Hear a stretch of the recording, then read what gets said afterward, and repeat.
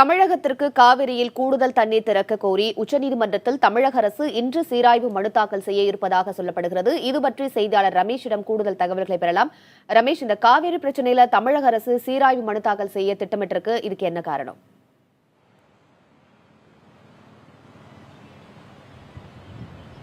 அதாவது காவிரி நடுவர் மன்ற தீர்ப்பின்படி ஆண்டிற்கு 192 டிஎம்சி தண்ணீரை கர்நாடக அரசு தமிழகத்திற்கு தர வேண்டும்.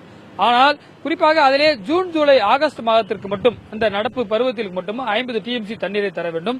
ஆனால் கர்நாடக அரசு சார்பில் அந்த தண்ணீரை தரவில்லை என்று கூறிதான் உச்சநீதிமன்றத்திலே இடைக்கால மனுவை தமிழக அரசு தாக்கல் செய்து அதிலே ஒரு 5ஆம் தேதி ஒரு ஆணையும் பெற்றிருக்கிறது. அதாவது 10 நாட்களுக்கு கிட்டத்தட்ட 13 டிஎம்சி தண்ணீரை பெறுவதற்கான ஒரு உத்தரவை பெற்றிருக்கிறது.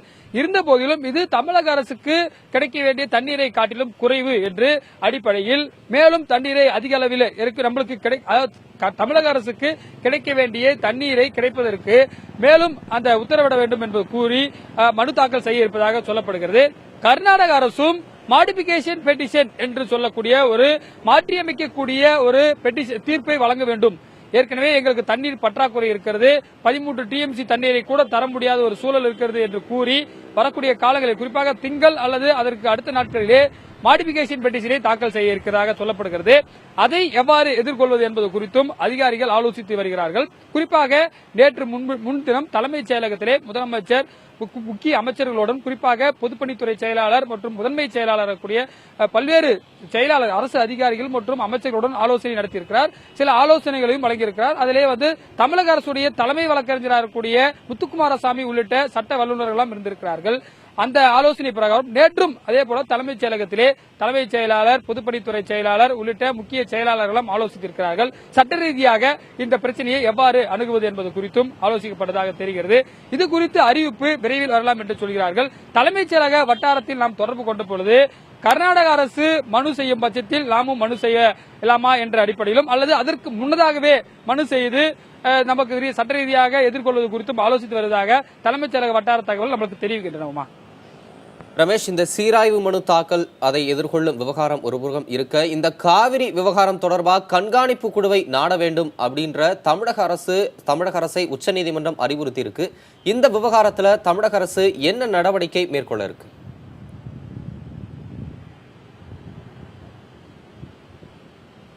இது சூப்பர்வைஸ் கமிட்டி என்று மேற்பார்வை குழு என்று ஏற்கனவே 2013ஆம் ஆண்டு உச்சநீதிமன்றம் அமைத்தது. அது பலமுறை கூடியிருக்கிறது. தமிழக அரசுடைய வாதம் என்னன்னா, ஏற்கனவே பலமுறை இது போன்ற பிரச்சனை வரும்பொழுது அந்த சூப்பர்வைஸ் கமிட்டியை மேற்பார்வை குழுவை அணுகிய போது கூட அதனால் எந்த தீர்வும் இல்லை, அதற்கு சட்ட ரீதியான அங்கீகாரம் இல்லை என்பது தமிழக அரசுடைய வாதமாக இருக்கிறது.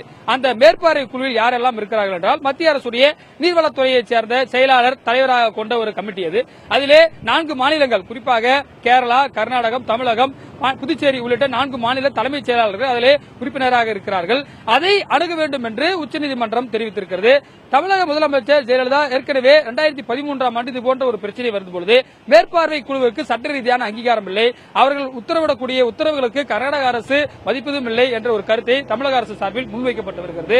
அந்த அடிப்படையில் மீண்டும் அதை அணுகுவது என்பது வாய்ப்பில்லாத ஒரு சூழலாகவே தலைமைச் செயலக வட்டார தகவல்கள் நமக்கு தெரிவிக்கின்றன. இந்த விஷயத்தையும் அவர்கள் தமிழக அரசு சார்பிலே விரைவில் தாக்கல் செய்யக்கூடிய அந்த மனுவிலே தெரிவிக்க இருப்பதாக சொல்கிறார்கள். தமிழக அரசுடைய ஒரே கோரிக்கை, அதாவது காவிரி மேலாண்மை வாரியம், அதுதான் அரசியல் ரீதியாக சட்ட ரீதியாக அதாவது அரசியல் சாசன ரீதியாக ஒரு அமைப்பு. அந்த அமைப்பிலேதான் ஒரு முக்கியமான எக்ஸ்பர்ட் எல்லாம் இருப்பார்கள். அது உத்தரவிடுகின்ற ஆணைக்கு தான் 2 மாநில அரசுகளும் கட்டுப்படுவார்கள்.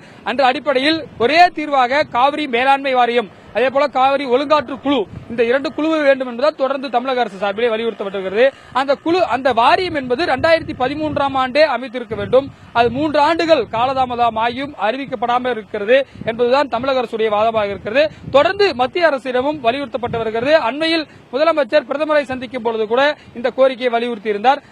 அதற்கான நடவடிக்கைகளை இந்த நேரத்திலே சட்ட ரீதியாக வழக்கு உச்சநீதிமன்றத்திலே இருக்கும் பொழுது அது குறித்தெல்லாம் எழுப்புவதற்கு, பிரச்சனைகள் எழுப்புவதற்கு, சட்ட ரீதியாக அந்த விஷயங்கள்லாம் இடம்பெறுவதற்கு தமிழக அரசு அதிகாரிகள் ஆலோசித்து வருகிறார்கள். குறிப்பாக இந்த மேற்பார்வை குழு என்பது தமிழக அரசுடைய பார்வையில் சட்ட ரீதியாக அங்கீகாரம் இல்லாத குழுவாக பார்க்கப்படுவதால் அதை எவ்வாறு அணுகுவது? ஏற்கனவே 5ஆம் தேதி தீர்ப்பில் சொல்லியிருக்கிறார்கள். உச்சநீதிமன்ற தீர்ப்பிலே 3 நாட்களுக்குள் நீங்கள் மேற்பார்வை குழுவை பார்க்க வேண்டும் என்று தமிழக அரசு உத்தரவிட்டிருக்கிறார்கள். அது இன்றைக்கோட 3 நாட்கள் நிறைவடைந்திருக்கிறது. அதில் தமிழக அரசுடைய தரப்பு என்ன, ஒன்று பங்கேற்பதா அல்லது நிராகரிப்பதா என்ற குறித்த வாதங்கள் எல்லாம் அந்த மனுவிலே, உச்சநீதிமன்றத்தில் தாக்கல் செய்யக்கூடிய அந்த மனுவிலே விவரங்கள்லாம் இருக்கும் என்று தமிழக அரசுடைய தலைமைச் செயலக வட்டார தகவல்கள் நமக்கு தெரிவிக்கின்றன. தமிழக அரசு காவிரி நடுவர் மன்றத்தின்படி 205 டிஎம்சியாக இருந்த நதிநீர் பங்கீடு 192 டிஎம்சியாக மாறி தற்போது கர்நாடகா அதையும் வெளியிட மறுத்து வரும் சூழல் நிலவுகிறது. இதற்கான தமிழக அரசின் நடவடிக்கை குறித்து விளக்கினீர்கள். இதனைத் தொடர்ந்து அதன் நடவடிக்கை எவ்வாறு அமையப் போகிறது என்பதை பொறுத்திருந்து பார்க்கலாம். உங்களுடைய தகவல்களுக்கு நன்றி ரமேஷ்.